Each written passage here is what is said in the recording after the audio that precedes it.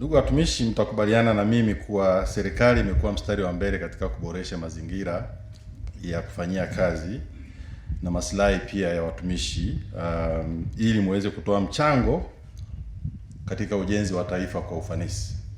Leo ni siku ya kipekee kwa sababu tunaenda kuhitimisha changamoto iliyokuwepo hapa wizarani kwa muda mrefu.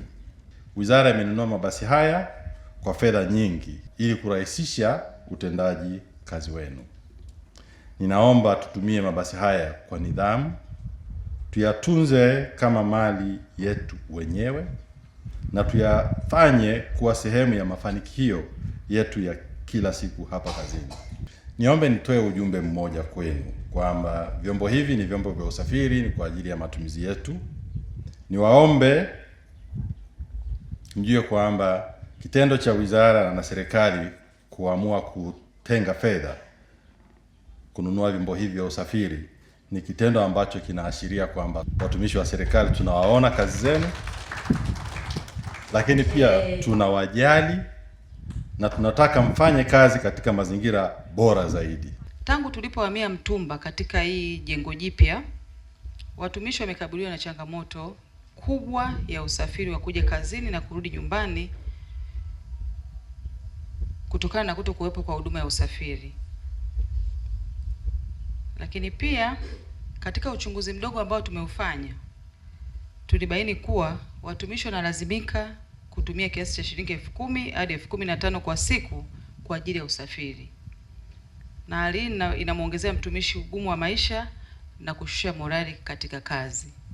Kutokana na changamoto hiyo, idara iliweka bajeti au ilitenga bajeti ya wizara kwa mwaka 2025-26 ya ununuzi wa mabasi matatu kupitia programu ya Boost ili kupunguza changamoto ambayo nimebainisha. Leo hii tunayo furaha kujulisha kuwa mchakato wa ununuzi wa mabasi ambao ulianza mwezi Julai 2025 ulikamilika mwezi Machi 2026. Kwa niaba ya watumishi wote, watumishi wenzangu walioko mbele yako, nachukua fursa hii kuishukuru ofisi kwa kuridhia kutenga bajeti ambayo nimetajwa na kuridhia kununua mabasi hayo. Tunashukuru sana sana. Baba, kwa niaba ya Profesa Caroline Nombo, tukwambie sisi wafanyakazi tunasema asante sana, umekonga mioyo ya nafsi zetu. Ni waombe wafanyakazi wenzangu, kabla hatujapata vyombo vya usafiri tulikuwa na chombo cha usafiri. Sasa tuna mabasi 4. Nina hakika na mimi kwa nafasi yangu kama mwenyekiti nina sababu ya kujipongeza, na nyinyi ikiwezekana nipongezeni. Mwenyekiti, nimepambana sana.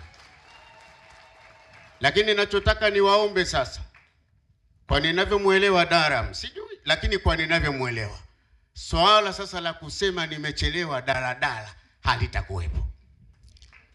Sote tutalazimika kufika kazini saa 1:30, na kama una chombo chako cha usafiri ambacho katibu mkuu kwa utaratibu maalum alikuwezesha kukipata, basi wewe wahi saa 12 kamili.